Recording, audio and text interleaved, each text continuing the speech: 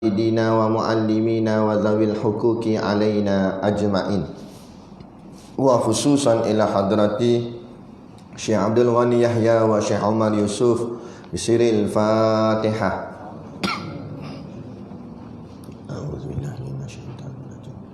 Bismillahirrahmanirrahim. Alhamdulillahi rabbil alamin. Arrahmanirrahim.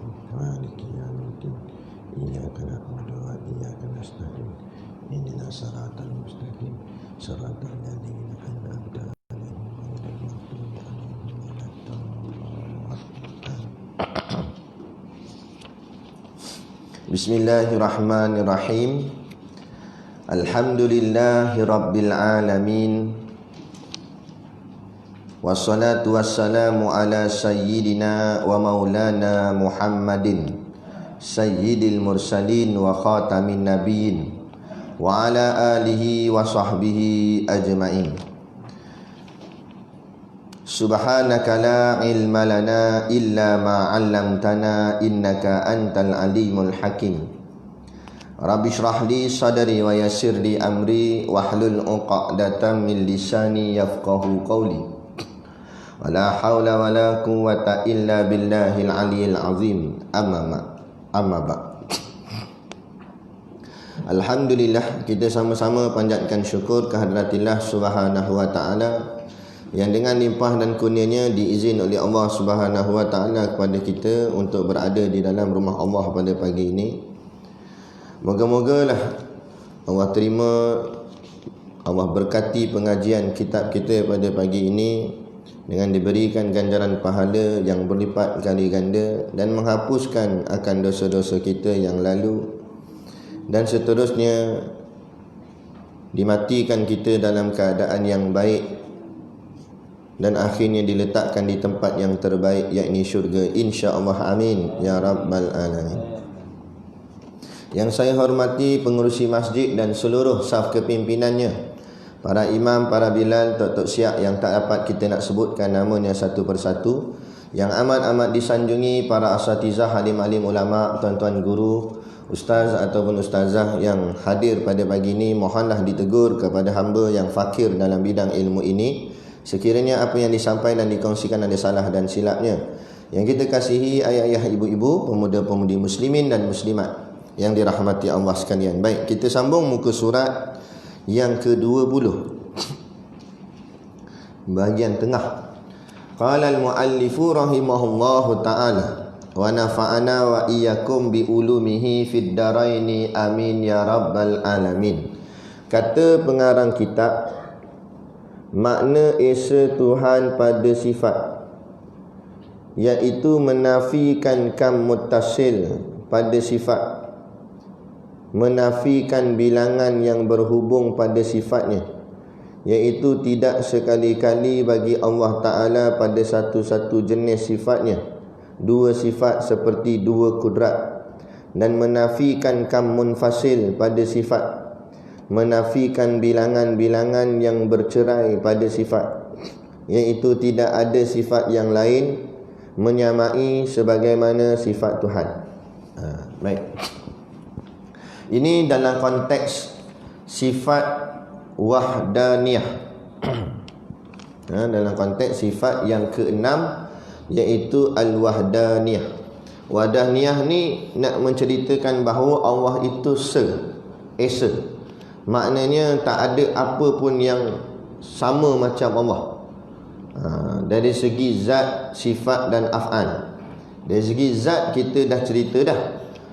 Sekarang ni kita nak sambung, iaitu dari segi sifat. Maka kata musannif pengarang kitab, makna esa Tuhan pada sifat. Jadi yang dikatakan esanya Allah Ta'ala pada sifatnya.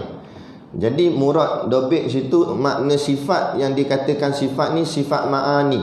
Sifat ma'ani ada 7, iaitu sifat kudrat, iradat, ilmu, hayat, sama', basar, kalam.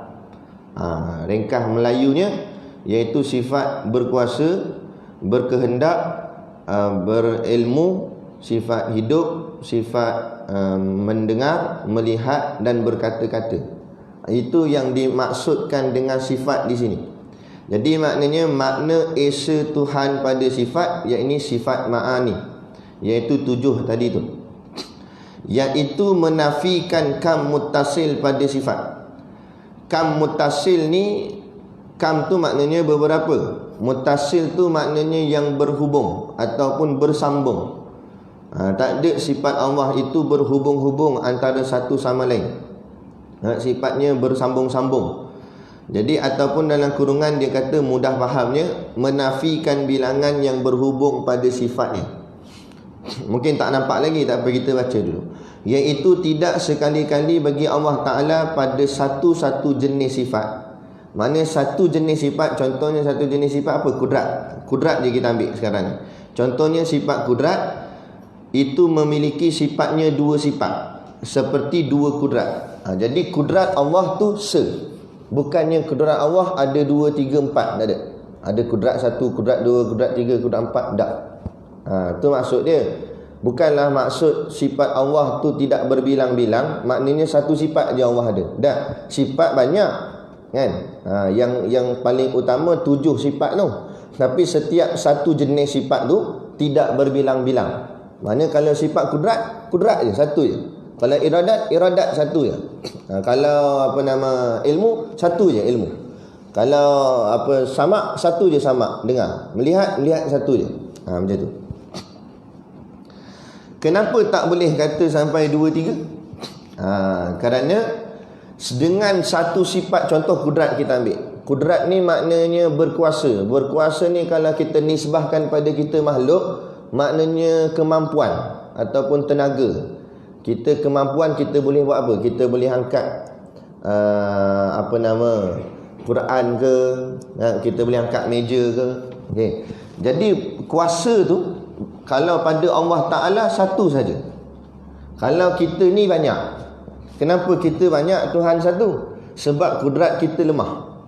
Contoh berbeza kudrat tangan kanan kita dengan kudrat tangan kiri kita. Mungkin tangan kanan larat angkat barang yang ringan-ringan, kan? Tangan kiri boleh angkat yang berat-berat. Sebab tangan kanan tu mungkin bekas aksiden ke apa, jadi lemah sikit. Tangan kiri boleh angkat tongges, tangan kanan tak larat angkat tongges. Angkat duit larat. Sebab dia ringan. Kan? Yang tu laju je dia kata. Macam orang sakit kan kat hospital, tengok. Bagi apa semua tak mau. Apa atuk nak apa ni? Haji nak apa? Roti nak? Tak larat nak makan, dia kata. Biskut tak payahlah. Duit letak bawah bantal. Bagian duit tak apa, letak bawah bantal, dia kata. Benda lain tak larat. Jadi kudrat tu berbeza-beza. Kudrat kaki lain pula, kan?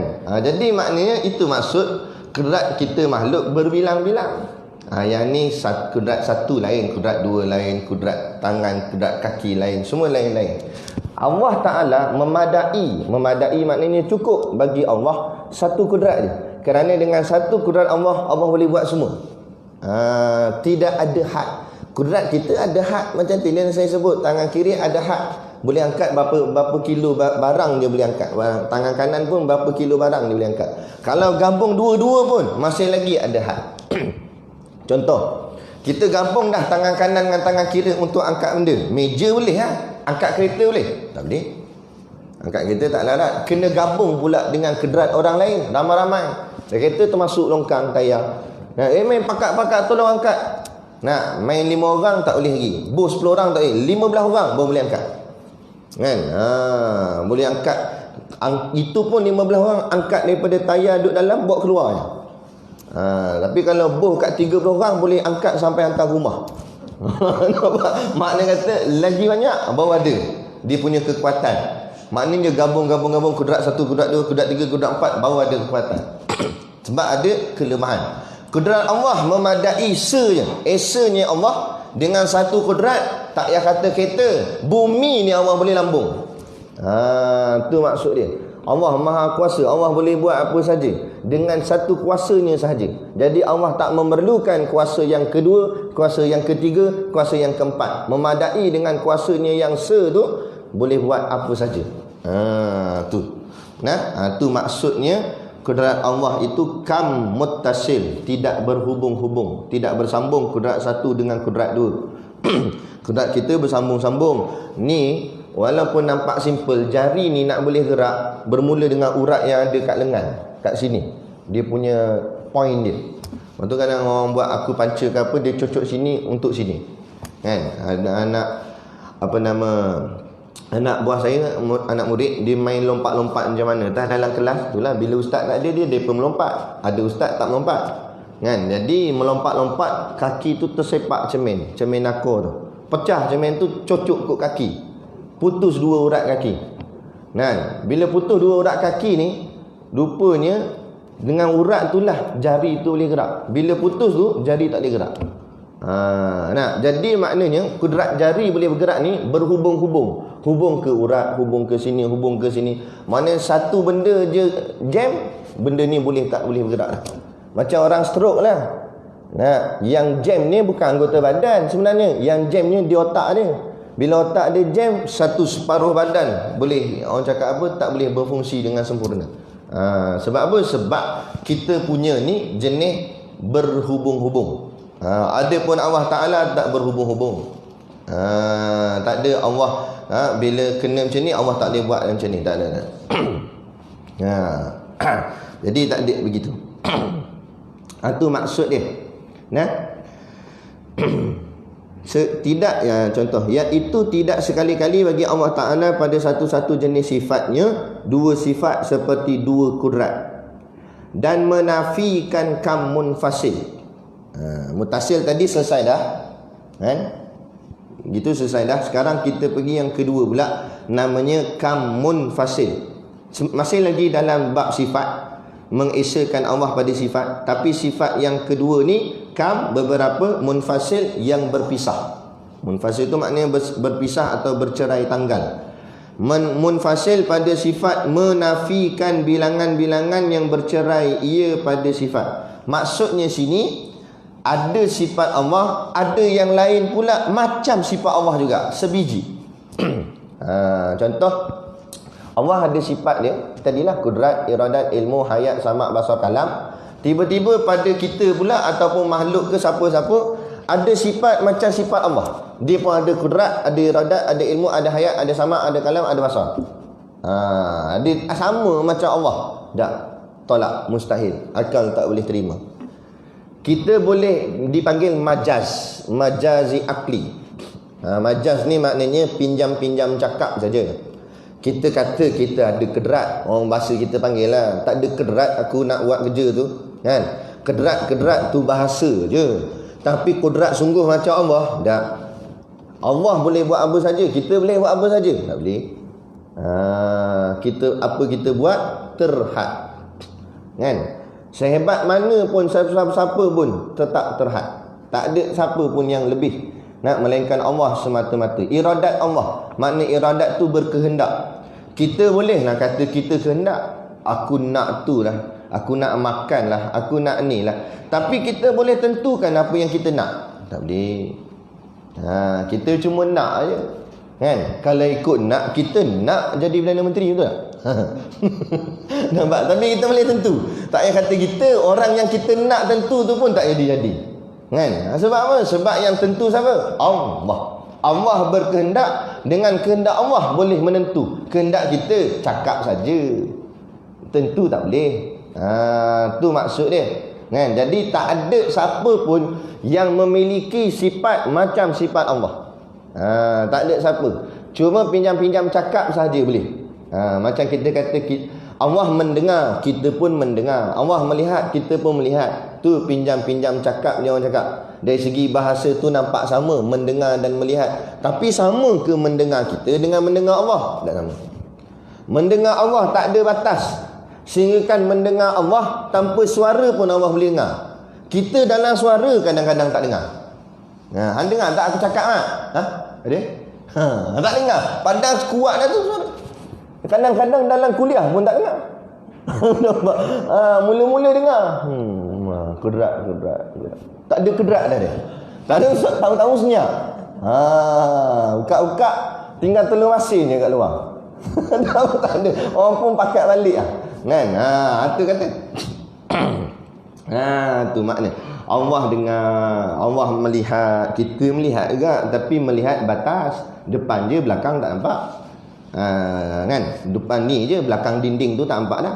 Sini je boleh nampak tapping. Jauh daripada ni tak nampak dah. Tapi Allah nampak belaka semua. Jauh ke dekat, ke gelap, ke terang ke, semua. Tu maksudnya tidak adalah yang dikatakan sifat Allah itu kam munfasil, iaitu tidak ada sifat yang lain menyamai sebagaimana sifat Tuhan. Tak ada siapa yang sifatnya sama dengan sifat Allah. Itu. Contoh, manalah tahu kita sempat di zaman Dajjal. Kalau boleh tak nak lah, tapi manalah tahu, kan? Macam mana kita nak yakin iktikad kita Allah ke Dajjal? Masa tu ujian berat, kan? Orang alim pun ada yang tertipu, kan? Dalam hadis cerita Nabi riwayat, kan? Jadi supaya maknanya fitnah Dajjal ni dahsyat sungguh. Kalau boleh kita tak maulah sampai tu, sebab kita takut kita pun terfitnah nanti, kan? Bahaya zaman tu. Jadi Dajjal ni memang Allah izin kepada dia, Allah beri satu kelebihan kat dia, dia boleh menghidupkan orang mati. Orang tu mati, dia boleh hidup balik. Jadi macam mana kita nak tahu ni Dajjal ke Allah?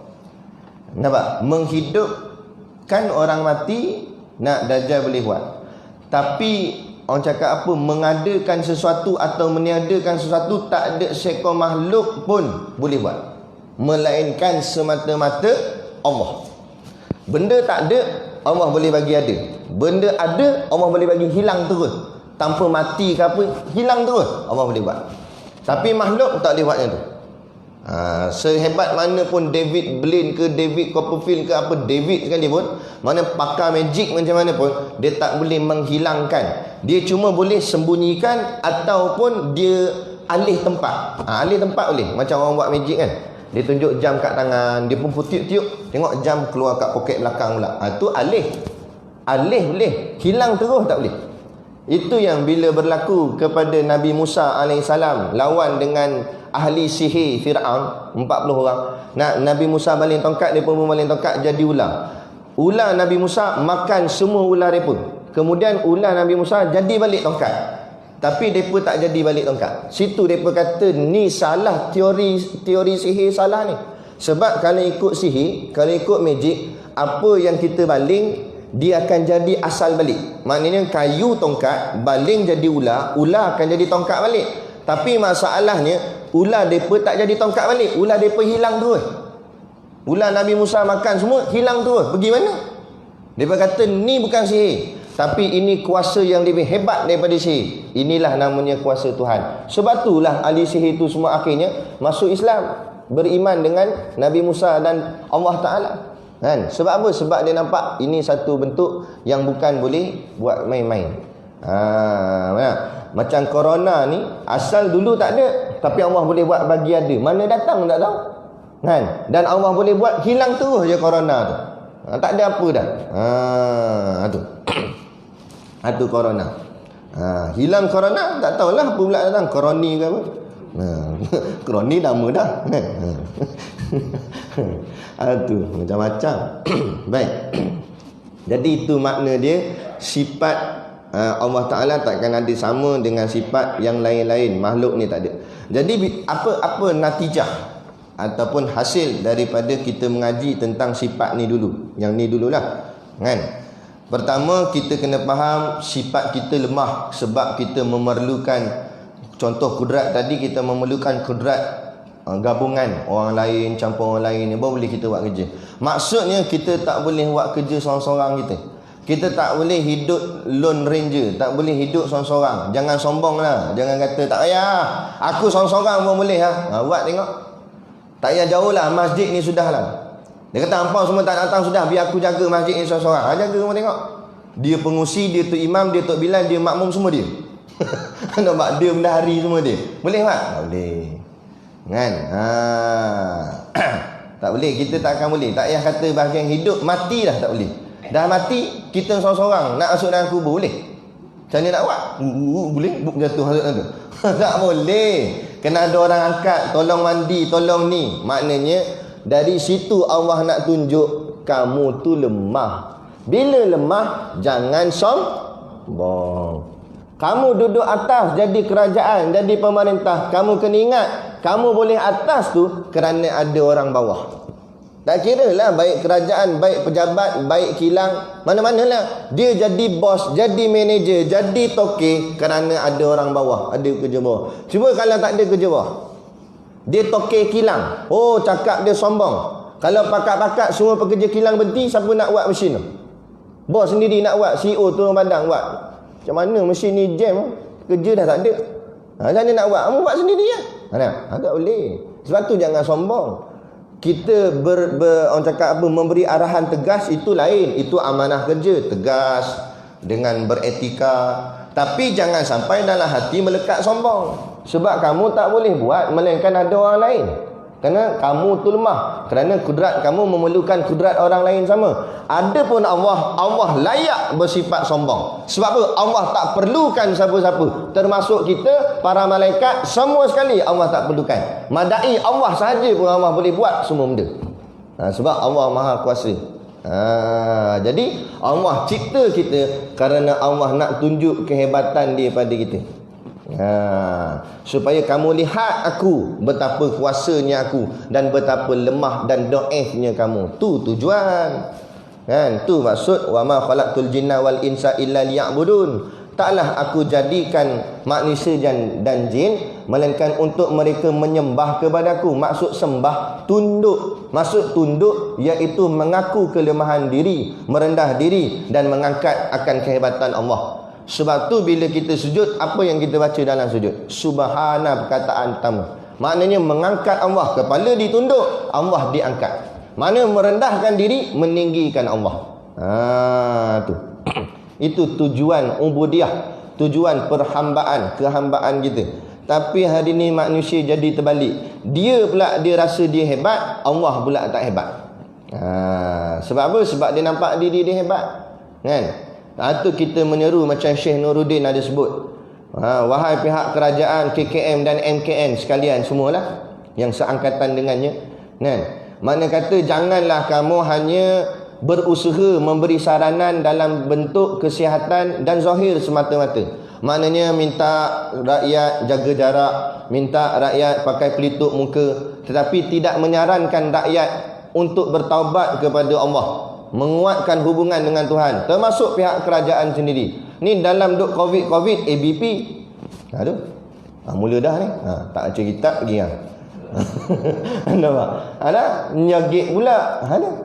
Seolah macam tak takut dengan Allah Taala. Kan? Makna kata kita rasa macam kita bijak, kita pandai. Oi tak apa, wabak ni kita boleh urus tanpa meletakkan pergantungan tu pada Allah. Urus tu ikhtiar je. Kita confident ke dengan pakai mask dia takkan masuk corona tu? Tak payah kata selapih. Bubung dengan kotak-kotak sekali. Yang beli tu dapat kotak, bubung dengan kotak-kotak depan muka ni. Kalau dia nak masuk dengan kata Allah, kun fayakun, masuk. Kalau Allah nak bagi jadi, masuk habis. Tak payah pakai mask ni, pakai penutup yang macam welding punya tu. Nampak? Masuk juga. Bapak corona masuk. Kan? Nak ceritanya ini ikhtiar. Kan beli tuk muka ikhtiar, tapi jangan i'tiqad, jangan yakin dengan mas. Mas cuma ikhtiar, usaha saja, tapi yakin tidak. Yakin pada siapa? Allah. Semayang jarak tu ikhtiar. Yakin ke kita dengan semayang jarak confirm wabak tu tak merebak? Tak. Nah, ini ikhtiar. Yakin Allah. Ini soal akidah, ini soal iman. Jangan sebabkan ujian ini iman kita tergugat. Ni penting mengaji. Beza orang mengaji dengan orang tak mengaji. Kita tak tinggal syariat. Lagi ada orang pula kata kita ustaz ni main hakikat sangat. Ni bukan. Kita kena pakai dua-dua, syariat dan hakikat. Syariat kita ikut SOP, semayang jarak, pakai pelitup muka, ikut kaedah usul fiqh. Nak majlis fatah dah keluar dah SOP, semayang jarak itu gini-gini. Itu syariat. Tapi hakikat tak boleh tinggal. Hakikat keyakinan sebenar hanya semata-mata Allah. Pakai syariat saja tidak berhakikat, boleh sesat. Kan? Nah, seperti mana kita makan nasi syariat yang mengenyangkan Allah, itu hakikat.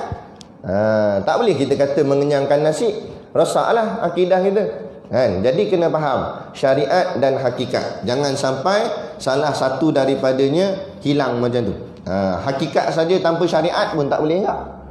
Kan? Pakai hakikat saja. Yang menghidup dan mematikan Allah, bukan lori. Duduk tengah jalan nak tengok mati tak mati.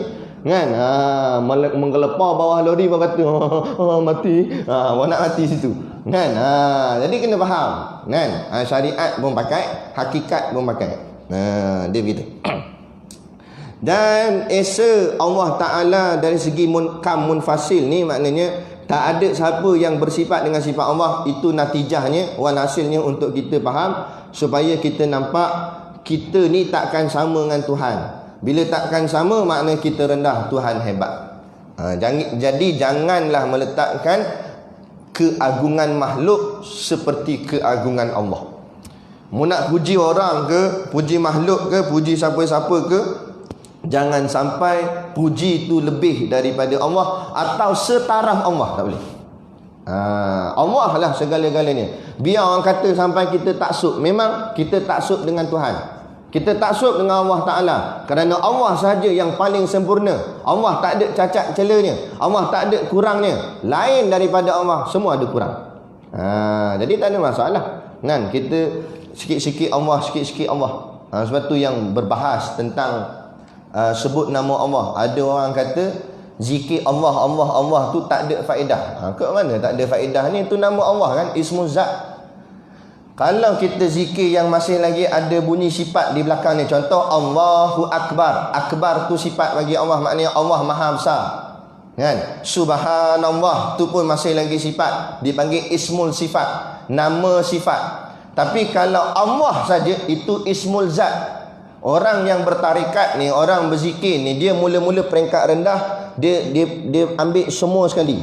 Nama Allah, zat Allah dan sifat Allah, dia rangkum semua. Tapi bila dia dah sampai makrifah, dia tak perlu sebut sampai ke tahap sifat, tapi dia terus pergi ke zat. Tu yang akhirnya terkeluar di mulutnya, Allah, Allah, Allah. Kita mungkin tak biasa dengar. Kalau di pondok-pondok dan sebagainya, ada jenis tarikat, mula-mula dia akan berzikir la ilaha illallah. Mula-mula slow lagi. La ilaha illallah. Mula la ilaha illallah, Muhammadur Rasulullah penuh. Lama-lama tinggal la ilaha illallah saja, tapi tidak menafikan Muhammadur Rasulullah. Sebab Muhammadur Rasulullah tu masuk dah dalam. Tinggal lagi la ilaha illallah, la ilaha illallah. Lama-lama dia tinggal illallah, illallah, illallah. Mana hanya Allah, hanya Allah, hanya Allah. Mana dia dah pandang semua ni hanya Allah. Lah kali Allah, Allah, Allah, Allah dia nampak. Zat Allah, Allah, Allah, Allah, Allah. Lah kali tinggal apa? Yang ni lagi pelik. Hu. Sampai tahap ni kata, beruk dah dia kata. Orang tak mengaji dia akan kutuk lah. Dia tak tahu. Padahal ada sebut dalam kitab. Buka kitab Sairul Salikin ada sebut. Kan? Syekh Abdul Samad ada sebut. Dalam kitab Ihya Ulumuddin. Kan? Dia sampai zikir hu. Hu tu maksudnya dia. Dia tu siapa? Tak ada yang lain, semata-mata Allah. Nampak? Kan? Sampai lagi tinggi, bunyi pun tak ada. Tidur dah terus. Itu tak adalah. Nampak? Nak ceritanya tu. Maknanya itu dari segi makrifah. Beza makrifah ni. Orang kenal Allah lain-lain dia punya tahap. Contohlah mudah faham kan.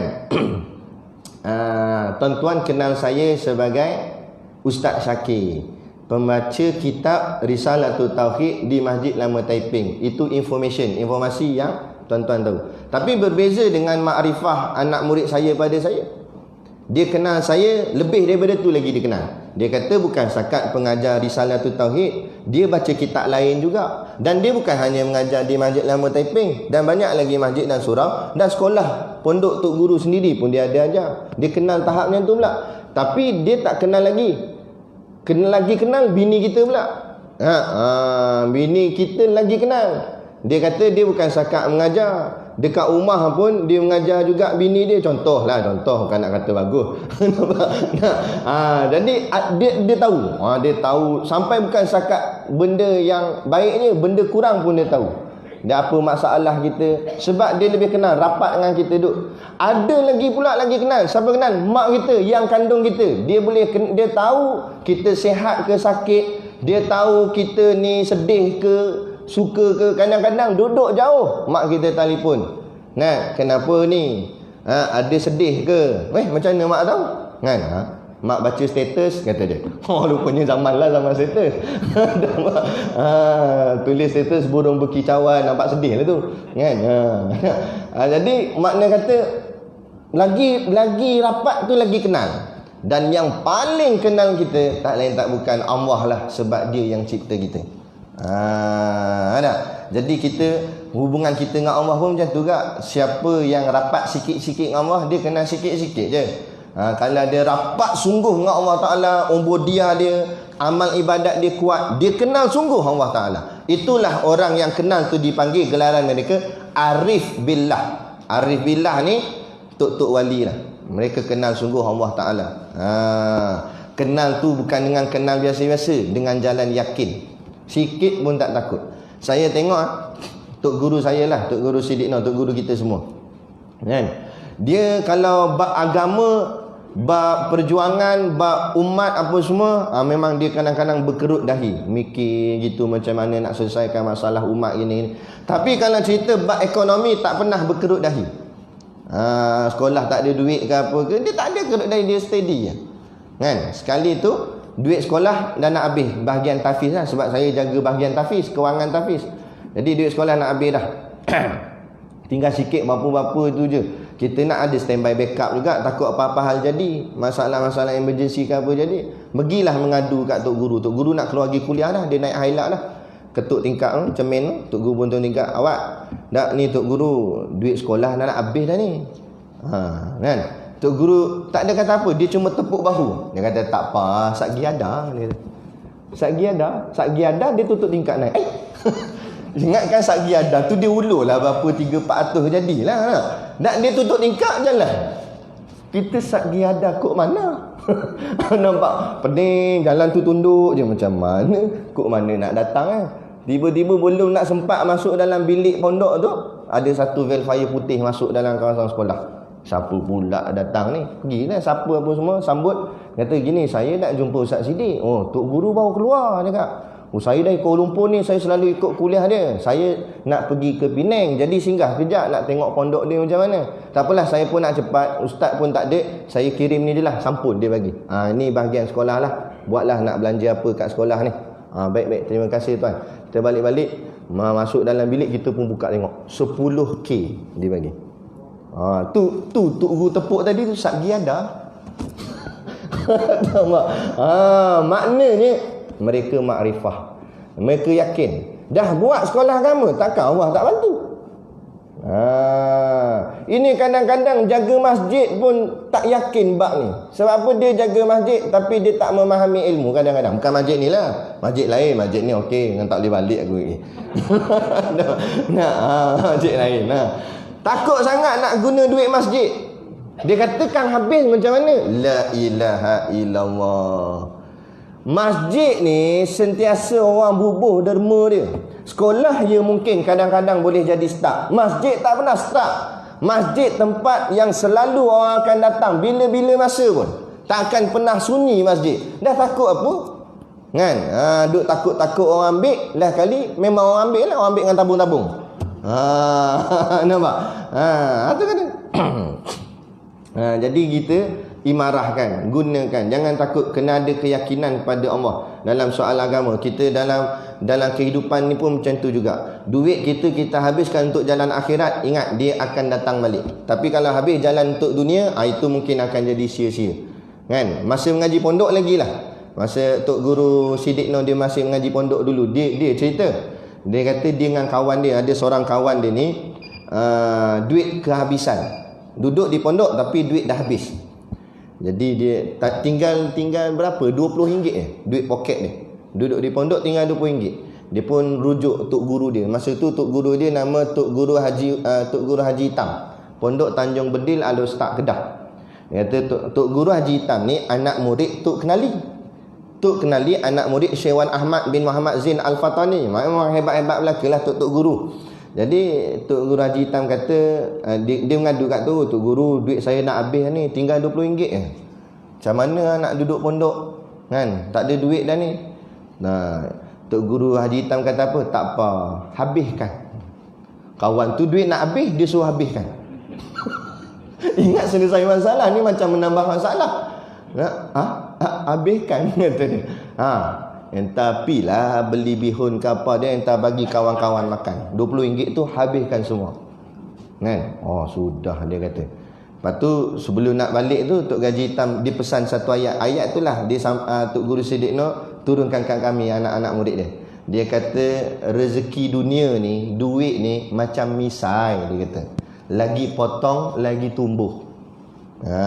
Lagi potong lagi tumbuh. Jangan risau dia kata. Orang dulu-dulu tok guru dulu dia umpama dia mudah-mudah itu je.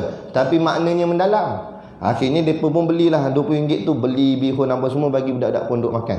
Lepas habis makan, kawan tu bertambah termenung dekat tangga pondok. No. Sekarang tadi ada lagi RM20. Ni habis terus. Nampak? Macam mana nak buat? Tiba-tiba teng telefon bunyi. Angkat-angkat telefon, rupanya kawan ni sebelum dia duduk pondok dia buat kerja wiring ni. Kan? Dia ada projek apa semua. Jadi orang telefon kata, "Assalamualaikum, Waalaikumsalam. Ni ingat lagi tak saya?" "Siapa dia?" "Ada dulu kita ada buat projek wiring tapi masa tu saya tak dan bayar lagi, duit tak cukup. Ni saya nak bayar ni, nak transfer ni. Bagi nombor akaun. Nak transfer. Banyak mana transfer? Ada dalam RM20,000 adalah hari tu projek kita tangguh itu RM20,000 lagi saya tak bayar." Belanja RM20, awak bayar RM20,000. Nampak? Ada. Jadi RM20. Mana tahu? Tu nak ceritanya, bukan cerita saja. Aduh, Allah. Tapi itulah dia, yakinlah. Kita buat kerja akhirat ni Allah takkan sia-siakan. Sedang orang buat kerja dunia Allah jamin rezeki. Fikir logik situ sudah lah. Tu menyanyi melalak golongan artis tu. Joget pegang tangan, bukan laki bini pegang tangan dalam berlakon. Menyanyi melalak lagu bukan-bukan. Kalau lagu nasyid boleh tahan kira. Dan kalau ikutlah, kalau tak masuk dalam perbuatan haram pun makruh dah. Tak makruh pun lagu. Makna benda sia-sia. Tapi dalam sia-sia makan nasi tak ada apa. Lebih daripada nasi makan. Hidup kaya pula tu. Siapa jamin rezeki tu? Allah. Dah kalau kita yang pergi masjid ni, dia kata tapi saya tak kaya pun Ustaz. Lah, Allah tak kayakan harta, Allah kayakan jiwa. Hati jadi tenang. Tenang je kita, menyandar dia nampak. Kan? Relax aja. Ada. Orang tu belum tentu senang walaupun dia duit banyak. Pening kepala sana, pening kepala sini, serabut sana, serabut sini. Macam saya buat contoh hari tu lah cerita orang kampung dengan orang bandar, orang kaya dengan orang miskin. Kan? Orang kaya rumah tu pagar batu dah keliling, siap buh ADT, diawasi oleh kamera apa semua. Ada anjing lagi bila, Pak Gad Bangla pun ada kot depan. Tiba-tiba kereta bunyi, bunyi alarm. Boleh tidur dia. Selak kot langsir tengok kereta siapa tu. Ada orang nak ambil kereta aku bang. Takut dia. Kan? Orang kampung, orang kaya, saya itu depa buat program ceramah dekat Johor Bahru. Dia tempatkan tidur tu ada rumah seorang datuk ni. Rumah dia nak masuk pintu tu kena scan tu, cap jari. Tit baru boleh buka. Kalau tertinggal jari tak boleh balik lah. Makna kata canggihnya pintu rumah dia, dahsyat. Rumah orang kampung macam mana? Selak gitu lah. Tak gitu. Itu pun dah selak jatuh balik. Itu pun dia biarlah, dah jatuh lah. Dia tak kisah pun. Tidur rumah orang kaya dalam rumah dengan tung sikit. Siapa tu kat rumah tu? Siapa kat dapur tu? Pergi tengok bang, pergi tengok. Risau. Tak boleh tidur, nyenyak susah. Orang kampung tengok, terbongkang tidur, kain pelikat naik sampai atas, sampai muka. Nampak? Tidur atas katil, gong. Periuk jatuh, dang kat dapur. Bini kata, "Bang, apa tu?" "Kucing." "Kucing dia kata. Dah siapa nak masuk rumah aku, nak ambil apa? Nampak? Sebab apa? Itu hati Allah bagi tenang. Walaupun bahagian perkakas mungkinlah tak banyak, tapi hati dia tenang, relax, sonok aja, tidur aja. Itulah nikmat. Nikmat sebenarnya boleh tidur, kan? Itu nikmat sebenar. Bukan sampai kat rumah tidur, sampai masjid pun dia tidur. Sebab terlebih nikmat, dia mensyukuri nikmat. Baguslah tu. Aduh. Esa Tuhan pada perbuatan. Selesai bahagian sifat. Bahagian perbuatan pula. Af'al dalam bahasa Arab dia, itu menafikan kam ni munfasil ke mutasil? Munfasil. Kam munfasil pada perbuatan. Menafikan bilangan-bilangan yang bercerai pada perbuatan. Okey, untuk bahagian af'al, bahagian perbuatan, dia hanya ada satu je, iaitu kam munfasil. Dia tak ada kam muttasil. Kalau zat dia ada dua, kam muttasil dan kam munfasil. Sifat pun ada dua juga, kam muttasil, kam munfasil. Main dengan perbuatan satu je, iaitu kam munfasil sahaja. Kam muttasil tak ada. Kenapa kam muttasil tak ada? Kerana perbuatan Allah itu boleh disebut berhubung-hubung. Tetapi makna kata bukanlah maksudnya tetap esa juga perbuatan Allah dari segi kam munfasilnya. Maksud munfasil itu bercerai. Maknanya tidak ada satu yang lain selain daripada Allah yang sama perbuatannya dengan perbuatan Allah. Tak ada. Contoh sini kita tengoklah. Menafikan bilangan-bilangan yang bercerai pada perbuatan, iaitu tidak ada perbuatan yang lain menyamai seperti perbuatan Tuhan. Tak ada siapa perbuatannya sama dengan perbuatan Allah. Bahkan segala barang yang berlaku di dalam alam, semuanya perbuatan Tuhan. Semua ni perbuatan Allah. Tak ada siapa pun makhluk ni dia buat perbuatan dia. Tak ada siapa sama dengan Allah. Malah setiap perbuatan itu perbuatan Allah. Wallahu khalaqakum wa ma ta'malun. Allah yang cipta kamu dan Allah yang cipta segala perbuatan kamu. Kalau kita mengaji ikut aliran tauhid, mula-mula akidah, dia akan mula dengan mengesakan Allah dari segi zat. Mula-mula zat. Lepas tu mengesakan Allah dari segi sifat. Kemudian barulah yang ketiga mengesakan Allah dari sudut perbuatan. Itu aliran tauhid. Tapi bila kita naik sikit lagi, kita mengaji dalam ilmu tasawuf pula, dipanggil tasawuf tauhid. Bila kita mengaji ilmu tasawuf, dia patah balik. Dia bukan start daripada zat. Dia mula-mula sekali mengesakan Allah dari sudut perbuatan dulu. Lepas tu baru ke sifat, lepas tu asma', lepas tu baru zat. Boleh rujuk dalam kitab Durun Nafis. Cerita dia macam tu. Sebab apa? Sebab tasawuf, kalau tauhid dia teori, dia ilmu. Dia jadi ilmu, kita mula dengan zat dulu, faham zat Allah, lepas tu faham sifat Allah, baru faham perbuatan Allah. Ikut urutan dia dari segi ilmu, ilmiahnya.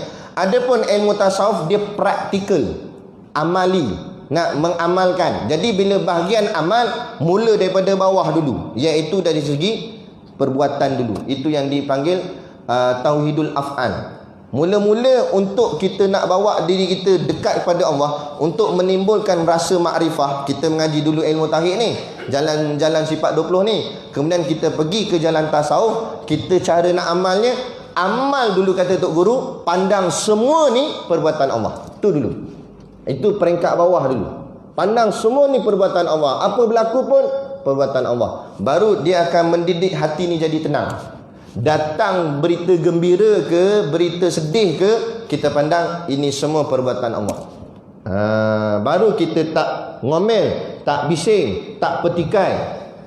Corona perbuatan Allah, sihat perbuatan Allah, sakit perbuatan Allah, semua perbuatan Allah. Kaya kita perbuatan Allah, miskin kita perbuatan Allah, alim kita perbuatan Allah, tak gerti, tak faham ilmu, jahil kita pun perbuatan Allah. Semuanya perbuatan Allah. Tetapi jangan sampai meninggalkan syariat. Kita tetap berusaha juga, tapi pandang di sebalik hakikatnya, ini semua kerja Allah. Aku cuma usaha dan ikhtiar sahaja. Aku buat apa je yang patut, selebihnya serah pada Allah. Barulah kita hati itu jadi tenang. Ini bisnes-bisnes tak kaya-kaya, tak maju-maju, pening kepala. Awak yang serabut lah. Aku banyak lama tahun dah, modal habis banyak dah ni buat kerja ni, tapi tak jadi juga. Kenapa membising ni? Mau kenal tak siapa yang bagi jadi ni? Allah. Bila kenal siapa bagi jadi, Allah yang bagi jadi, tak bagi jadi pun Allah, dia tenang. Tak apalah, kita buat je, kita usaha je. Nah, dah mungkin boleh jadi belum sampai masa Allah nak bagi. Nah, sama dah dalam berjuang. Berapa lama kita berjuang? Kalau ikut daripada sejak merdeka 63 tahun dah lah maknanya. Nah, tak dapat lagi. Paling kuat negeri Kelantan je boleh bertahan. Lain, kejap dapat, kejap hilang. Kejap dapat, gitu. Nampak satu Malaysia tak dapat lagi. Nampak? Maknanya kalau ikutlah kan, letih dah, malas dah, merajuk dah. Malah aku macam ni berjuang, takbir kuat, habis aku panjat tiang elektrik semua aku buh bendera. Tapi tak menang juga, kata. Kan? Sampai buat baju lah, jubah pakai bendera. Kan? Tak jadi juga dia kata. Kan? Bukan pasal tu. Nah, kita kena letak keyakinan pada Allah. Letak ini semua perbuatan Allah. Walaupun musuh yang menang, itu perbuatan Allah. Kenapa Allah bagi musuh menang? Allah dah tahu kan dia jahat. Dia tak betul, bukan nak bawa Islam. Kenapa Allah bagi dia menang juga? Sebab Allah nak bagi kita berjuang. Kita tengok sebelum kita sebahagian daripada kerajaan dengan sekarang kita sebahagian daripada kerajaan, kita tanya balik diri kita masing-masing, jihad kita sama tak sekarang? Kurang lah. Macam di negeri Terengganu berlaku, Tok Guru Siddiq Noh yang cerita. Dia kata dulu Terengganu kita pernah menang, yang dulu bukan yang sekarang ni, yang hari tu, yang dulu tu. Bila menang-menang, kerajaan putuskan gaji guru pasti kerajaan bayar. Kerajaan negeri bayar, guru-guru pasti gaji dia. Jadi senang dah lah, tak payah sibuklah nak cari dana untuk guru pasti punya gaji, sebab kerajaan dah support. Tiba-tiba boom, kalah, jatuh pula. Siapa nak bayar ni? Kelang kabut baru nak cari korek tabung sana ni, siapa nak bayar ni gaji guru pasti ni? Dulu kerajaan support. Situ kata Tok Guru, Tok Guru kita, Tok Guru Siddiq Noh kata situ sedikit ada kesilapan, dia kata. Ralat sikit. Patutnya bila kita dah jadi kerajaan nak support bagi peruntukan, silakan ambil. Tapi kerja jihad kita jangan down, jangan drop sikit pun. Macam mana kita kuat menderma dulu, macam tu juga. Malah kadang-kadang lagi kuat kita berjuang. Kalau dalam lemah pun kita kuat berjuang, dalam keadaan kita menang, lagi kuatlah kita berjuang. Tapi kadang-kadang kita ambil jalan, bila dah menang, mula slow. Ini baru menang sebahagian, kalau menang semua macam mana? Silat-silat takbir pun tak ada. Nampak? Dah jadi slow lah pula. Dia kata takbir buat apa lagi? Ustaz menang dah. Dia kata, lah maknanya takbir ni kerana kalah je, bukan kerana Allah. Kalau kita buat bukan kerana menang, bukan kerana kalah, kita buat kerana Allah, Allah sentiasa ada. Masa kalah pun Allah ada, masa menang pun Allah ada. Maka jadilah istiqamah. Tapi kalau kita buat kerana nak menang saja, bila dah menang kita tak berjuang dah. Kita takut tang situ, kita jadi masalah. Sebab apa? Inilah ni. Memandang. Inilah fungsi mengaji sifat 20 apa semua ni. Ulama-ulama dia nampak benda ni. Kan? Tu. Jadi jangan pandang. Sepandanglah ini semua perbuatan Allah. Apa yang berlaku, kan? Orang langgar kereta kita, boom. Memang perasaan sakit tu ada, kan? Sebab bila dia boom, duit kita boom goncang juga, boom. Allah dia kata. Kita bukan risau benda, risau duit tu lah. Sudah pula langgar pula. Jadi mula hati tu memang nak kut marah sangat. Memang fitrah manusia, ada perasaan marah, sedih, gembira, semua ada.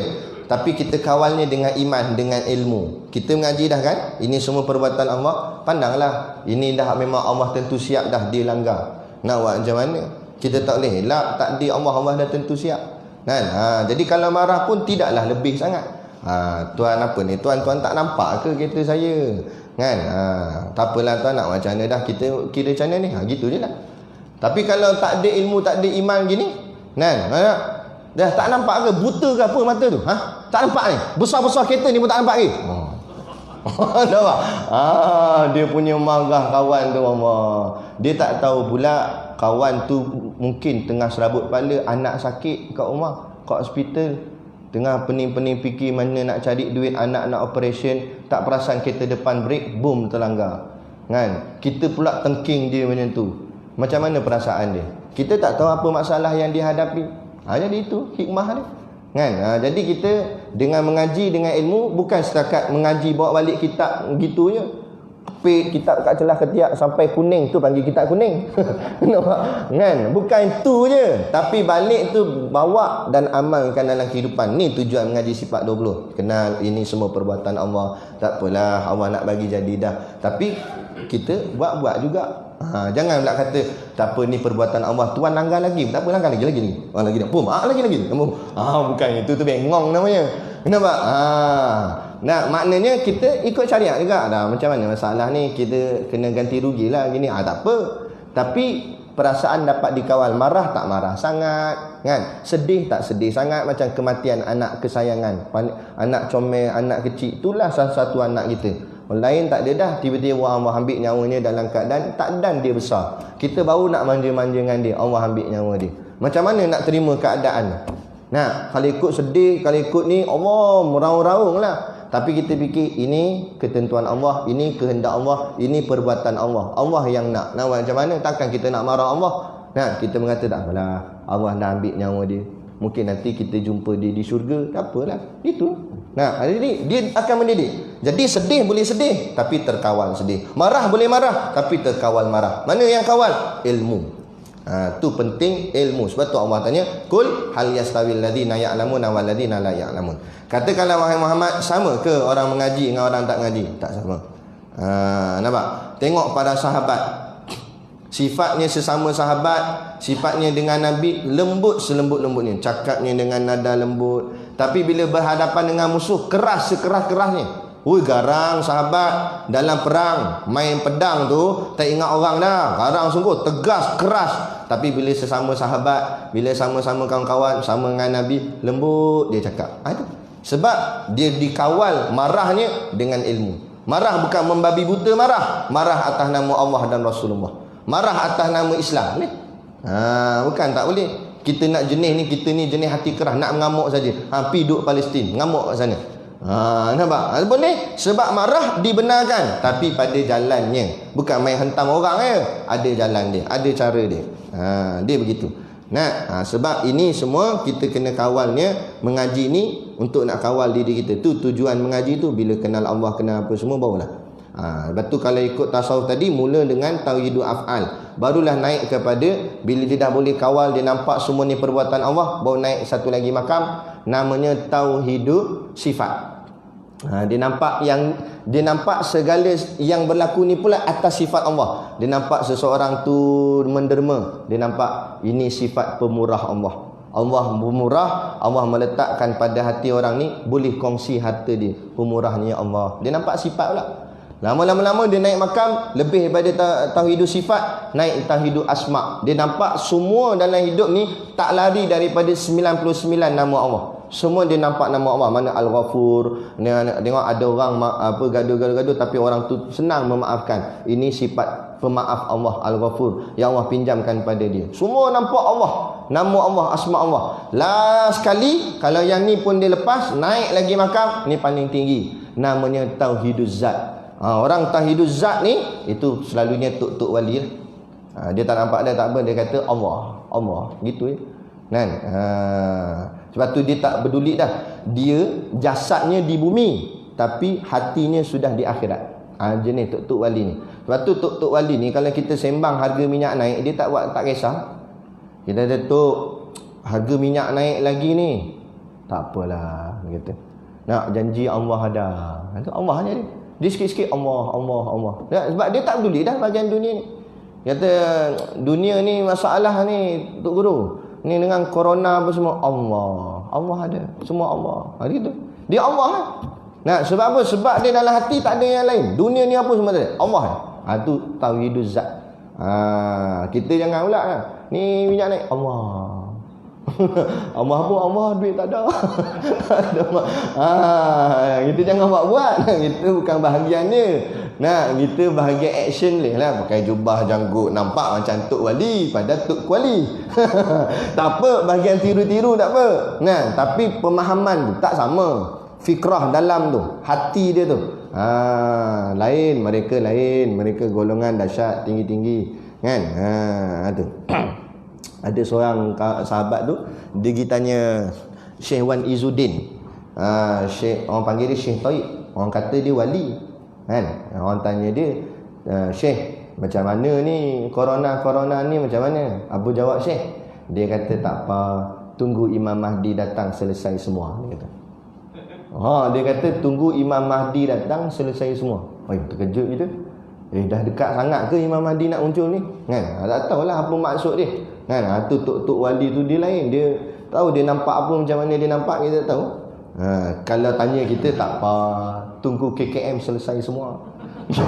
Kita KKM kita jawab. Kan nampak? Dia dah dia nampak ni lah Imam Mahdi lah apalah.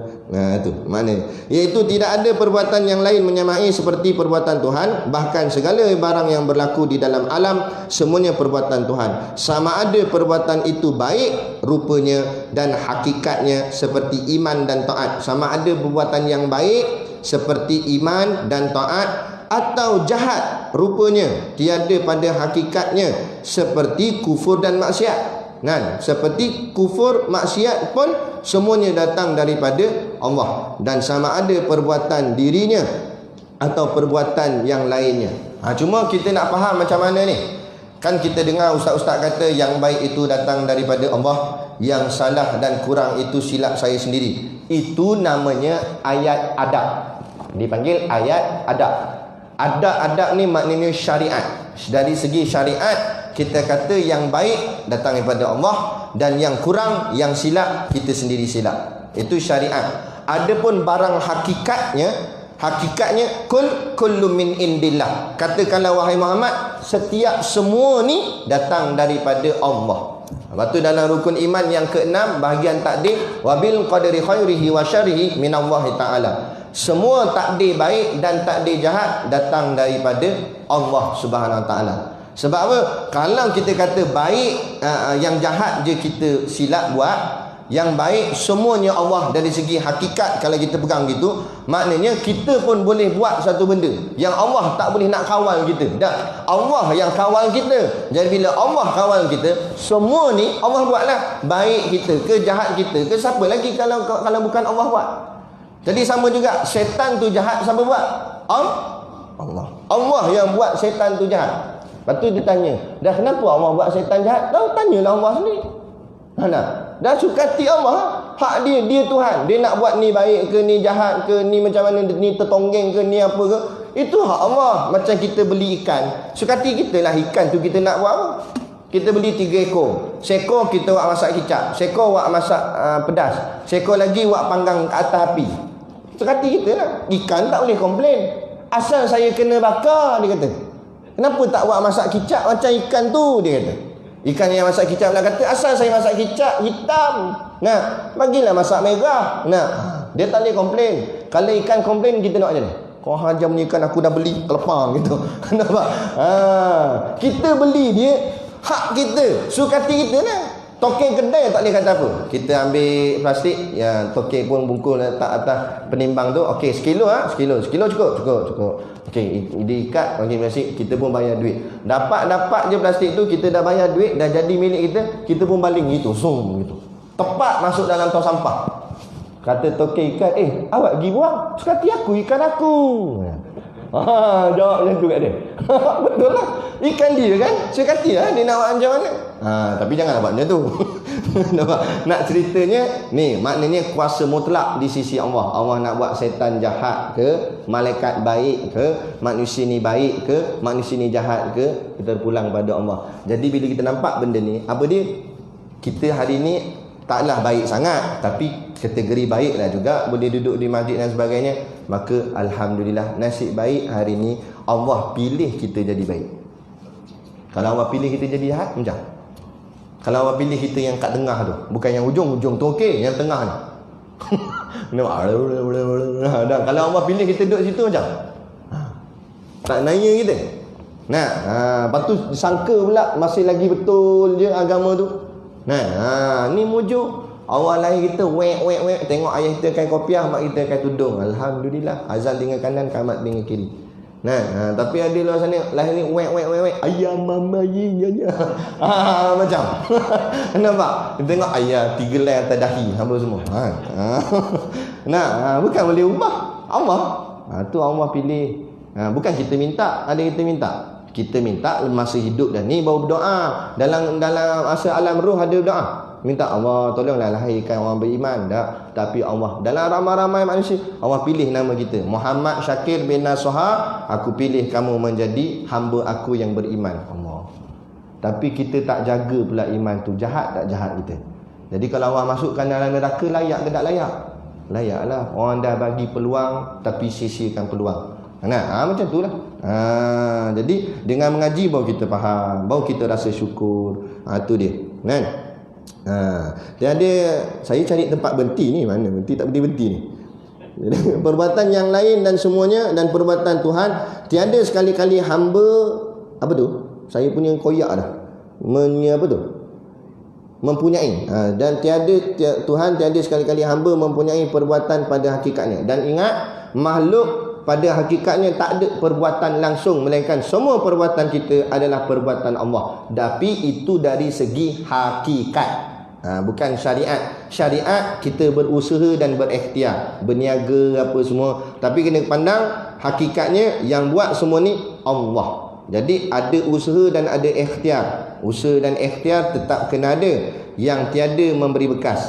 Cuma kita kena faham, usaha ikhtiar kita tidak memberi bekas. Maknanya tak ada kesan, melainkan yang memberi bekas itu Allah. Walhasil, apakala dikata wajib bagi Tuhan bersifat wahdaniyah, maka ternafilah kam-kam yang 5 itu. Jadi hasil daripada pengajian kita pada pagi ni, semua yang kita dah mengaji 5 kam ni, semuanya itu tujuannya nak rad, nak tolak barang yang tidak layak pada Allah Ta'ala. Iaitu ternafilah kam muttasil dan munfasil pada zat, kam muttasil dan munfasil pada sifat, dan kam munfasil pada perbuatan. Selesai. Dan kita akan sambung, maka dengan kenyataan yang di atas. Kita sambung situ nah. Kuliah akan datang. Akan datang, tak akan datang minggu ni. Macam ni, insya-Allah kalau tak ada apa-apa lah. Kan? Jadi kalau ustaz terlambat pun jangan marah ustaz. Ini perbuatan Allah. Macam mana dah? Kita usaha dah, ikhtiar.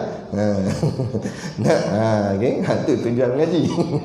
Jadi macam biasalah, kat luar sana tu adalah sikit barang-barang, bolehlah tengok, membeli sambil menderma. Jadi sekadar tu pada pagi ni, saya mohon maaf sekiranya terkasar bahasa atau mengguris hati mana-mana pihak. Apapun yang baik itu datang daripada Allah, dan silap itu datang daripada saya sendiri. Dari segi adabnya dan dari segi hakikatnya, setiap sesuatu itu bermula daripada Allah SWT. Wabillahi taufiq wal hidayah. Assalamualaikum warahmatullahi wabarakatuh. A'udzu billahi minasyaitonir rajim. Bismillahirrahmanirrahim. Alhamdulillahi rabbil alamin, wassalatu wassalamu ala asyrafil anbiya'i wal mursalin sayyidina Muhammad wa ala alihi washabihi ajmain.